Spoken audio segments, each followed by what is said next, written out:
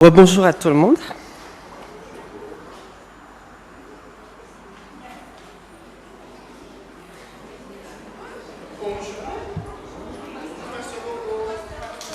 Je suis rassuré. Je suis rassuré de ne pas être seul. Comment allez-vous? Plus que moi, oui. Oui, plus que moi. Parce que parfois on pense que celui qui est derrière le pupitre est mieux que nous. C'est pas si évident que cela d'être derrière le pupitre et d'avoir autant Dieu qui vous regarde. Non? C'est facile d'être là? Non, c'est pas facile. En tous les cas, je suis ravi d'être avec vous ce matin, de partager ces quelques minutes avec vous. Content de savoir que cette journée est consacrée à la famille, une famille qui aujourd'hui est bousculée et parfois nous perdons pied. Je dis bien parfois nous perdons pied. Nous sommes à une époque où nous avons besoin réellement de conversion dans l'Église. Nous sommes des êtres qui connaissons beaucoup de choses de Dieu. Et nous sommes convaincus que le fait de savoir beaucoup de choses de Dieu, nous sommes sauvés. Mais quand vous prenez la Bible, Jésus a fait une déclaration dans Jean 5, si je ne m'abuse. Je ne sais pas, je ne vais pas dire de bêtises. Oui, c'est bien cela. Jean 5. Vous sondez les Écritures, Jean 5, versets 39 et 40. Nous sommes convaincus qu'effectivement, le fait de savoir autant de choses, d'avoir la maîtrise de beaucoup de choses dans la Bible, c'est sûr, nous vivrons l'éternité. Et désolé de vous décevoir ce matin, aussi bien que ceux qui nous regardent sur le net, nous sommes loin du compte. Parce que la connaissance n'a pas sauvé les contemporains de Jésus, la connaissance ne les a pas empêchés de crucifier le Christ. Le texte sacré dit dans le livre de Jean, chapitre 5, versets 39 et 40, « Vous sondez les Écritures parce que vous pensez avoir en elles la vie éternelle. » Vous avez entendu, vous avez bien regardé, bien lu ce qui est écrit là? Parce que nous sondons les Écritures, parce que nous les avons durant toute la semaine avec nous, nous avons la certitude qu'avec ça, nous avons la vie éternelle.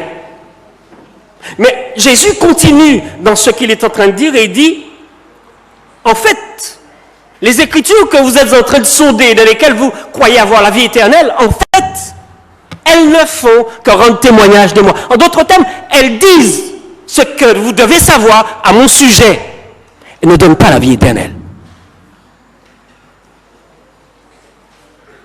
D'ailleurs, si vous voulez bien comprendre le verset 39, il faut lire le verset 40. Puisque le verset 40 dit, « Et vous ne voulez pas venir à moi.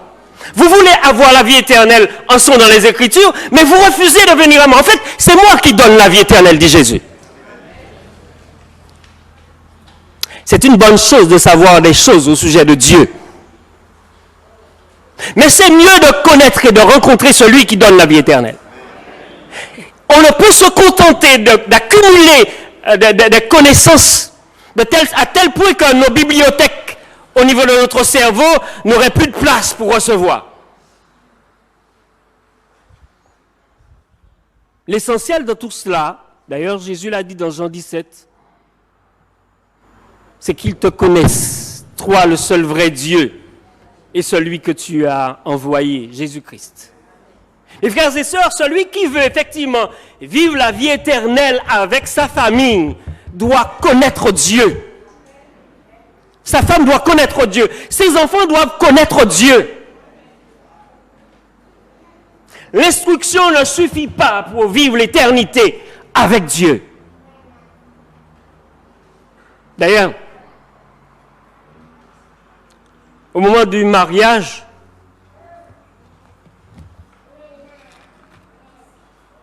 et là qu'on trouve l'un des plus beaux poèmes. Je n'ai pas le temps de vous montrer ça ce matin, mais au moment où Dieu amène à l'existence Adam,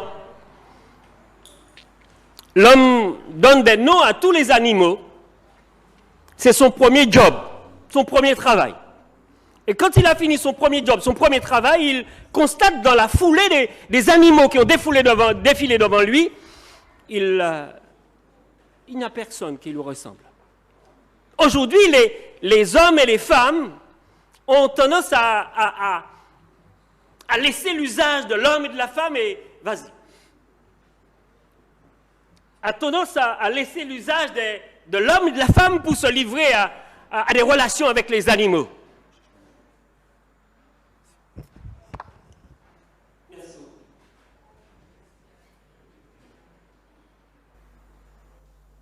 Mais si l'on veut rester dans l'esprit du croyant, dans l'esprit du chrétien, de celui qui effectivement espère en Dieu, nous devons retourner à Dieu. Parce que lorsqu'Adam a regardé tous les animaux, il a constaté qu'il n'y avait personne qui lui ressemblait. Il n'y avait pas son semblable. Et l'envie est montée en lui d'avoir quelqu'un qui lui ressemble. Dieu donc l'a endormi, a pris une partie de lui et a amené à l'existence la femme. La dulcinette que les mariés, messieurs, ont à la maison. Je disais il n'y a pas longtemps qu'une femme donnée à un homme est une grâce qu'il obtient de l'Éternel. Un mari donné à une femme est une grâce qu'il obtient de l'Éternel. Et vous savez qu'il y a des gens, aujourd'hui encore, qui parcourent toutes les églises, qui parcourent quasiment partout où il y a possibilité de faire un pèlerinage. Pour avoir une grâce. L'une des choses que je redoutais le plus quand ma grand-mère m'emmenait à l'église. Il fallait passer devant tous les saints. Et je passais devant tous les saints parce qu'elle m'amenait à passer devant tous les saints. Mais pour ceux qui m'écoutent, je garde le mot. Mais une grâce, c'est Dieu qui donne une grâce. Et une grâce, c'est une bénédiction. Et je voulais que les mariés, les enfants, les jeunes qui ont l'intention de se marier, une grâce est une bénédiction. On ne fait pas n'importe quoi avec une bénédiction. On ne peut pas piétiner, se réjouir de ce que cette femme, cet homme, c'est celui, c'est celle que Dieu m'a donnée pour ma vie, de ce temps sur la terre. On ne peut pas la piétiner. On ne peut pas en faire une serpillière. Ce n'est pas une boniche.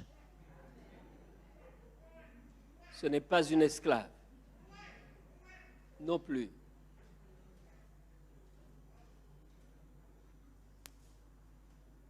Et le mari n'est pas une marionnette non plus.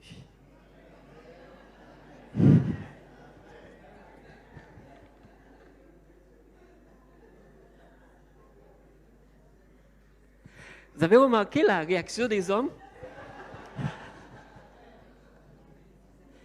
Ils ont été plus fervents à dire Amen. Comme qui dirait à la maison, ce sont des marionnettes.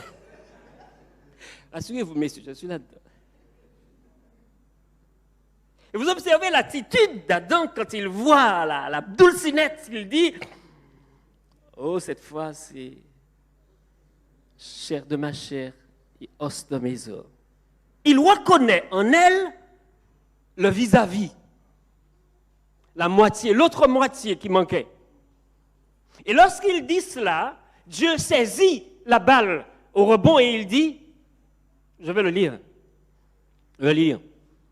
C'est pourquoi l'homme quittera son père et sa mère, il s'attachera à sa femme et les deux deviendront une seule chair. Ça veut dire quelque part, là où il était marié, il démarrait, il coupait cordon, il sauvait quoi, parce qu'il trouvait un monde qui cogne. Et à ce moment-là, il doit s'attacher à cette personne-là. Il ne peut se permettre de continuer à regarder les roses qui passent.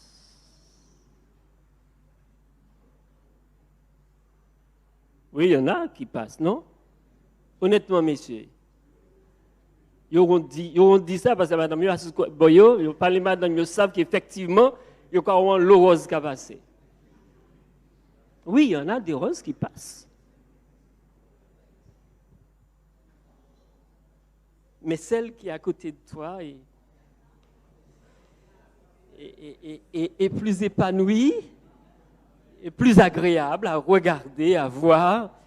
Et combien même quand parfois elle te pose la question, tu m'aimes, chérie?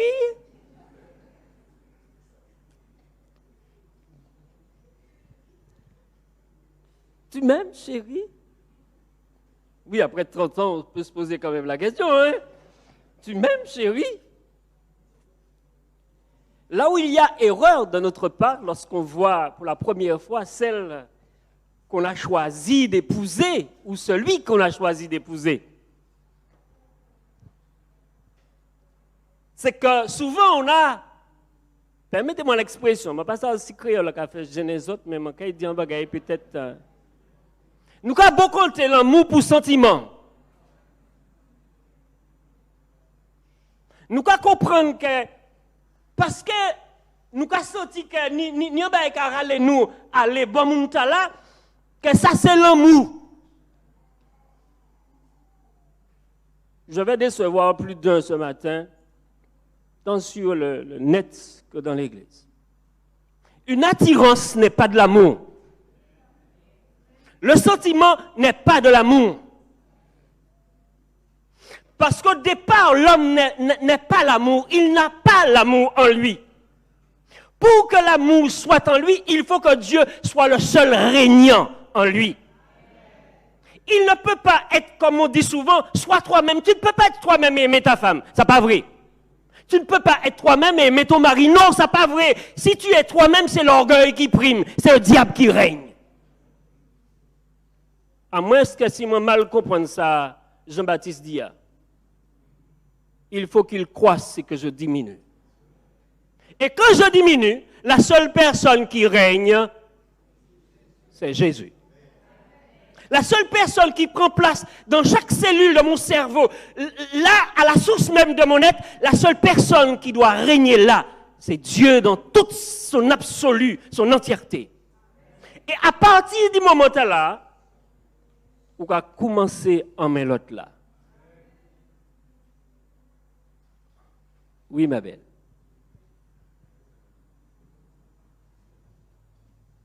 L'homme n'a pas l'amour.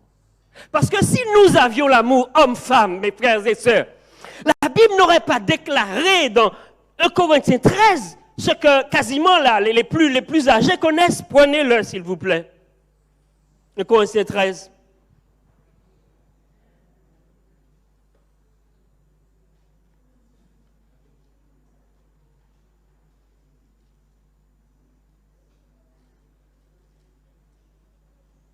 Le mot qui a été utilisé dans ce chapitre-là, c'est charité. Et ceux qui sont là depuis non dans l'église savent qu'en fait, le mot charité, dans la version originale, c'est agapé, l'amour.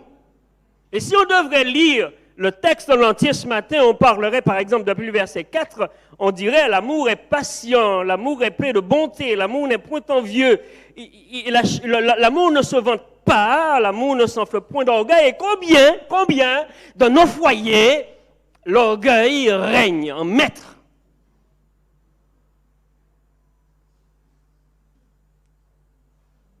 Il n'y a pas laissé des ballottes. Il n'y a pas cassé des ballottes.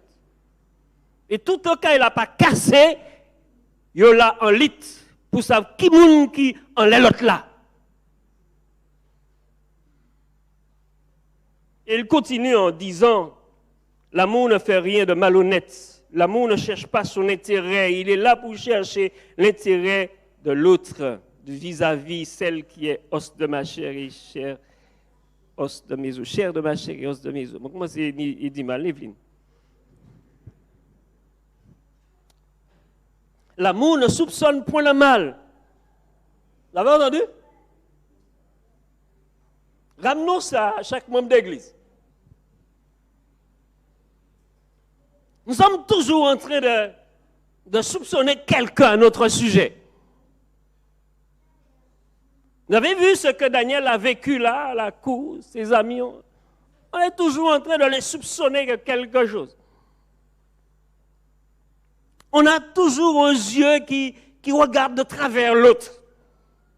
Si l'amour règne, puisque avant d'être marié, on est célibataire. Hein? Vous êtes sûr? Donc, avant d'être marié, on est célibataire. Et si effectivement l'amour, là, règne, on ne devrait pas s'amener à soupçonner qui que ce soit. Et donc, quand on arrive dans le mariage, on ne peut pas soupçonner l'autre de quoi que ce soit.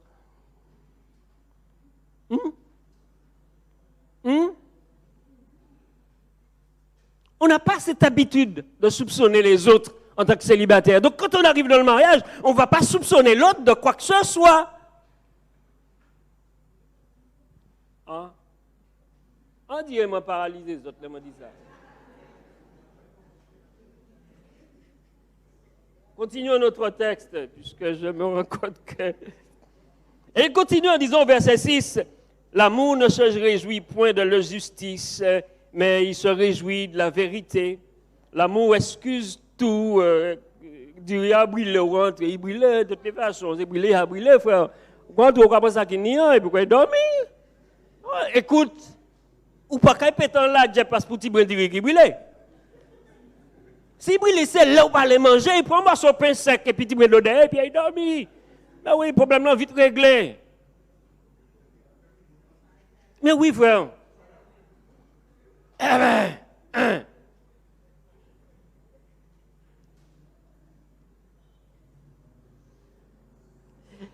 Elle excuse tout, du moins, il excuse tout, il croit tout ça on dit à quoi? Parce qu'on rappelle quoi de la vérité. Il espère tout, il supporte tout. Et puis voici la petite phrase que je cherchais depuis le départ. L'amour ne périt jamais. Alors vous entendez aujourd'hui des gens dire que je ne t'aime plus. L'oreille dit où ça, c'est qu'il va aimer même. Il était là simplement pour jouer, pour miséricorde, pour satisfaire ses besoins. Mais quand penser des lèvres, je dis moi cela. Là où les jouer, et puis bagaille ou à chauffer, ou qu'à prendre sur la glace, ou qu'à tremper là-dedans, et ou qu'à calmer là comme ça, avant de chercher jouer, puis en l'autre.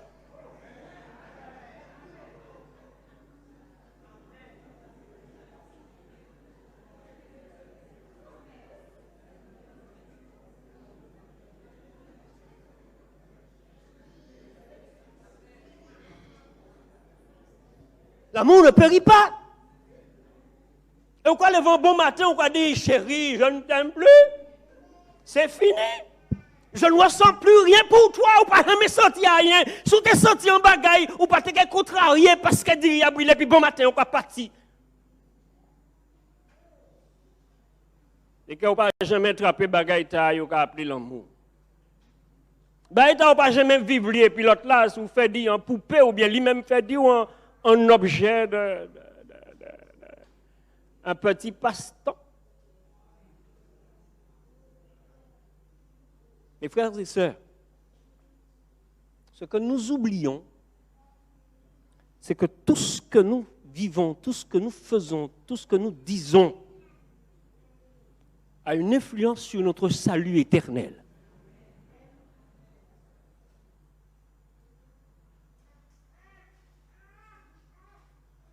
Et quand Dieu appelle à la repentance, quand Dieu appelle à la conversion, il n'appelle pas une partie de la famille. Il appelle même l'enfant qui est à la mamelle. On va le lire parce que parfois, quand le pasteur dit quelque chose, il y a des petits, il prend ça. Beaucoup qui parlent à nous. Oh là, monsieur prend ça. Et si monsieur dégaré, bah, état. À moins qu'il écrit noir sur blanc, Bible là. En cas de page là, dans Joël chapitre 2,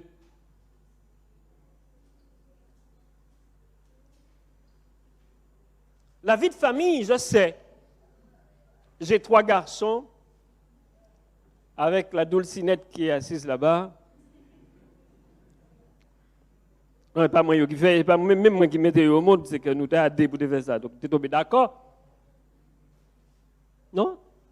Chérie, on n'était pas d'accord? Ah oui, on était d'accord.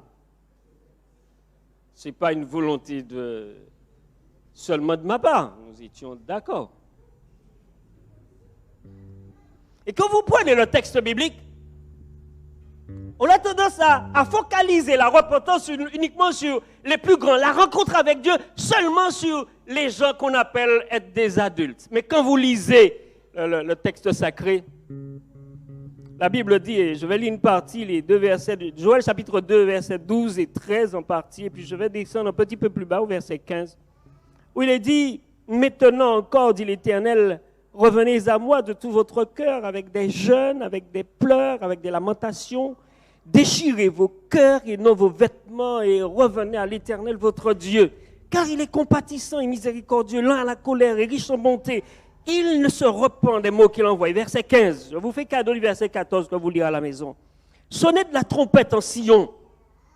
Publiez un jeûne, une convocation solennelle. Assemblez le peuple, formez une sainte réunion. Assemblez le vieillard. Assemblez les enfants. Même les nourrissons à la mamelle, que l'époux sorte de sa demeure et l'épouse de sa chambre.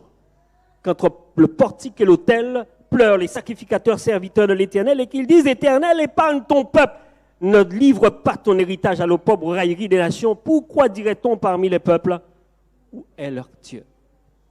Mes frères et sœurs, lorsque Dieu convoque en réunion solennelle, il ne convoque pas une partie du peuple. Il commence par les plus expérimentés. Et il dit, assemblez les vieillards. Ah, peut-être, on va dire que, mais à l'âge d'ailleurs, il n'y a pas ni place ici. Mais quand vous observez un arbre, ce qui donne de la force à l'arbre sur la terre, c'est la première racine qu'il a poussée dans le sol. On ne peut se permettre de se débarrasser des plus âgés que nous. La famille est basée sur ces personnes-là. Enlever la racine principale, puis le premier coup de vent qui passe.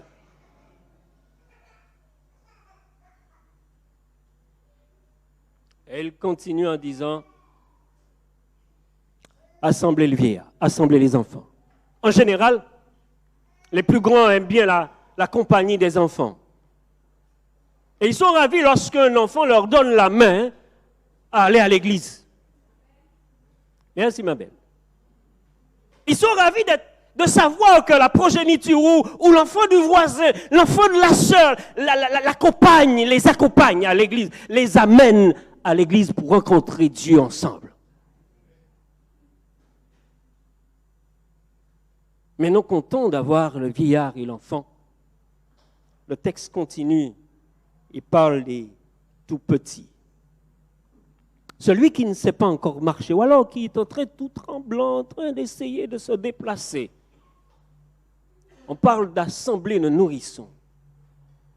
Et comme qui dirait ça ne suffisait pas, il donne une précision, les nourrissons à la mamelle.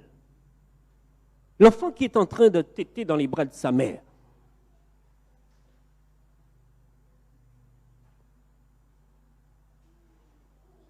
Certains disent, quand ils voient un enfant se mettre debout alors qu'on demande à un enfant de participer au culte, qu'est-ce que je peux tirer de la bouche d'un enfant? Qui sentiment maïta peut apprendre moi? Entièrement comme ça, mais non, entièrement elle ne peut pas apprendre moi rien. À l'âge de moi, mes frères et sœurs, chers amis, il est plus facile pour Dieu de prendre un enfant, de le saisir et de parler librement. L'enfant n'a pas d'objection. L'enfant est disponible et disposé à parler au nom de l'Éternel. Rappelez-vous Samuel. Mais quand vous étiez appelé un adulte, a dit, je vais regarder mon calendrier. Ah oui, mais il y a toujours un mais dans le propos de l'adulte quand on lui demande de faire quelque chose. il y a toujours un point d'interrogation dans son cerveau. Est-ce que bagay ta faut que moi fais? Si moi fais, est-ce que mon bagay facilité ta là et puis quelque chose pas moyen? L'enfant n'a pas ce genre de questions.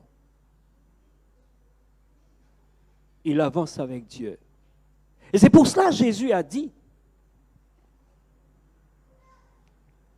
que nous devons tous être des enfants. Voilà, personne ne va dire amen. Parce que tout là, c'est des grands monde. Ils n'ont pas les vieux en enfance.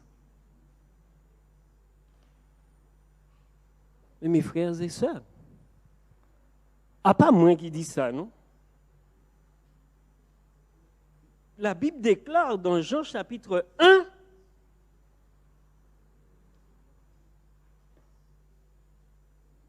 verset 12, mais à tous ceux qui l'ont reçu, et vous pouvez vous poser la question, est-ce que j'ai vraiment reçu Dieu? À ceux qui croient en son nom, elle a donné le pouvoir de devenir enfants de Dieu, lesquels sont nés ni du sang de leur père Flora, Fernand, ni de la volonté de la chair, ni de la volonté de l'homme, mais de Dieu.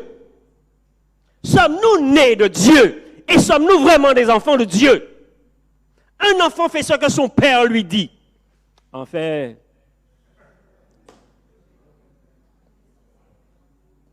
il y a encore l'autre problème. Il y a encore l'autre problème. Un enfant est censé faire ce que son père lui demande de faire.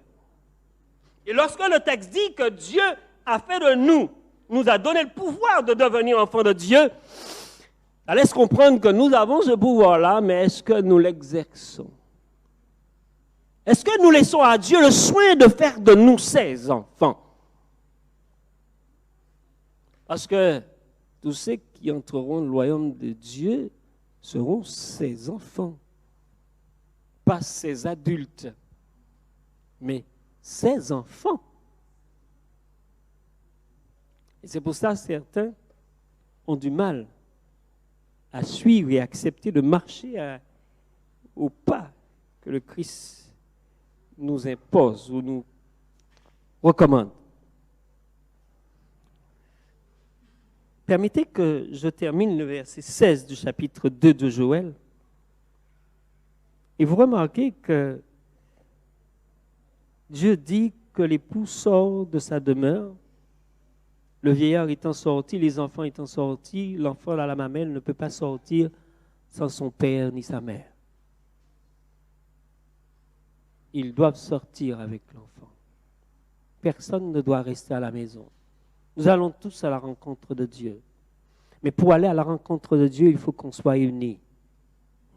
Parce que quand on est ensemble, quand on vit l'évangile ensemble, ça confrie édifié. On dit en frier édifié. Après, dans le monde base de frier édifié, c'est gazinière, plaque chauffante, comme ça, c'est. Après, on va parler pareil là, et puis il a limé, et puis il a fait qu'un arrière tweet. Son veillant là, à l'époque, quand la mathématique a pris 3 roches là, il a mis des petits brins entre ces 3 roches là. Et puis au bout d'un certain moment, il a dit, moi, Ishmael, regardez si il fait pas tomber. Soit il tombe, fou et bras en bas, et pour qu'on arrive à vieux, prend balle en véhicule. Et puis au l'autre moment, il a dit, moi, écoute, va voir, regarde. À ce moment-là, ce qui est dans le faitout est cuit. Allez, si tu vois qu'il y a encore du bois sur le faitout, tire le bois en arrière. Le feu va s'estomper. Quand Aria continue à consommer là, quitter comme ça. En famille, c'est ça. Tout le monde ensemble pour faire bagaille là, briller. Une église, c'est ça. Une famille où tout le monde est enflammé par la grâce de Dieu qui a fait l'évangile avancer devant.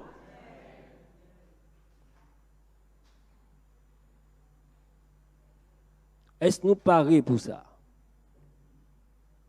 Tout le monde en l'air est en devant, il dit ça. Tout le monde a crié oui. Mais comme c'est pas devant l'église au matin, hein? Tout le monde aurait été frette. Et frères et sœurs, S'il en va du salut des autres, il en va de notre salut aussi. Celui qui a rencontré le Christ, celui où le Christ demeure et en qui il demeure par la grâce de Dieu, par l'Esprit de Dieu, il fait exactement ce que son maître fait. Il marche au rythme de son maître. À mesure que son maître proclame l'évangile, d'ailleurs, Jésus l'a dit, les paroles que je vous dis, ce n'est pas moi, c'est le Père qui parle. Et parfois, quand j'entends certaines choses, j'ai tendance à dire à certaines personnes, par rapport à ce que j'ai entendu, tu es sûr que c'est l'Esprit qui t'a dit de dire cela, qui t'a fait parler là, qui a parlé là? On devrait s'interroger maintenant, aujourd'hui, à l'heure actuelle, parce que le Christ est sur le point d'apparaître. Dans quel état serons-nous? En famille ou individuellement? Je sais que tous espèrent, toute la famille, dans son ensemble, sera devant la face de Dieu dans l'éternité. J'ai 3 garçons et pourquoi comprendre de plus en plus à maman de dit, il n'y a pas pleurer pour quoi, il ne pas pleurer pour lit, il pleurer pour branche lit. Vous connaissez ce proverbe-là? Non, vous ne connaissez pas? Ben, il sait rien. Je ne pas pleurer pour lit. Je ne pas pleurer pour branche lit. Parce que eti sous jomou en planté branche n'a pas parti aller. Et vous comprenez, Alfred peut passer parce que il voit jomou l'arriver en jardin là, il pas l'autre après jomou, il a ouvert branche là avant de traverser l'aliment.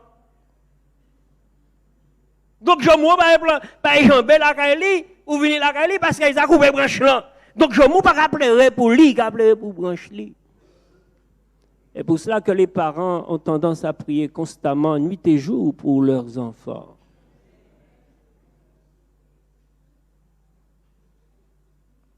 Si le monde est en danger de perdre le salut éternel, nous aussi, nous sommes en danger de perdre ce que nous savons être précieux pour nous. Nos enfants aussi risquent de perdre ce qui est précieux pour eux. Et vous remarquez dans le texte de Joël, quand Dieu convoque pour l'effusion de l'esprit, il convoque tout le monde. Il n'a pas convoqué seulement l'adulte. Il n'a pas convoqué seulement l'adolescent. Il a convoqué aussi l'enfant à la mamelle. Ça veut dire que tout le monde est convoqué pour cette bénédiction particulière. La famille doit être entièrement présente là pour recevoir la grâce de Dieu. Que Dieu vous bénisse. Il fasse du bien à chaque famille. Amen.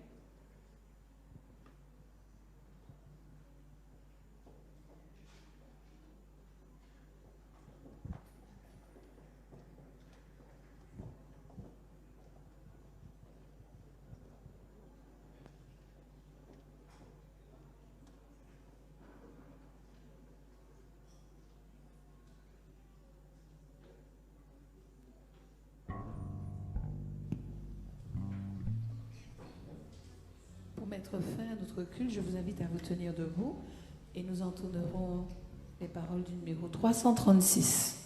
Jésus-Christ est ma sagesse, il éclaire mon chemin.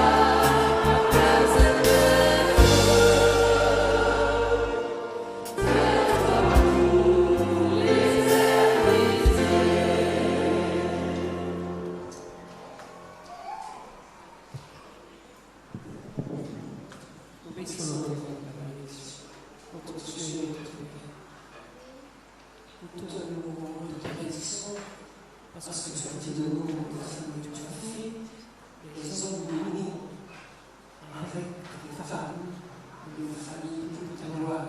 Nous le salut, certes, des enfants, mais aussi de tout son environnement.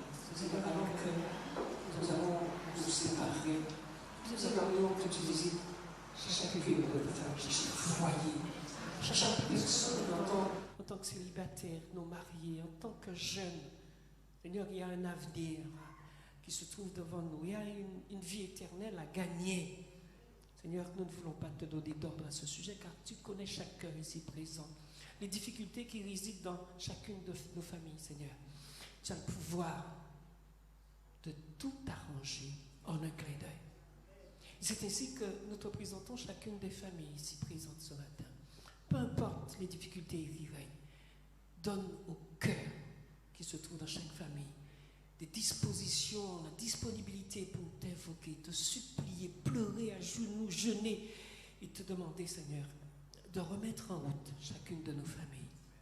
Le monde nous observe et nous épie dans l'espoir que nous allons leur apporter à travers toi la vie éternelle, parce que tu as fait de nous une source de vie éternelle pour eux. Étends ta main et répare ce qui doit être réparé. Remets en route ce qui doit être remis en route. Fais en sorte que ton nom soit glorifié dans chacune de nos familles ici, que ce soit les enfants, que ce soit les ados, que ce soit les plus jeunes, peu importe ceux et celles qui sont ici. Communique à chacun ta bénédiction pour le temps et pour l'éternité. Amen. Que l'Éternel te bénisse.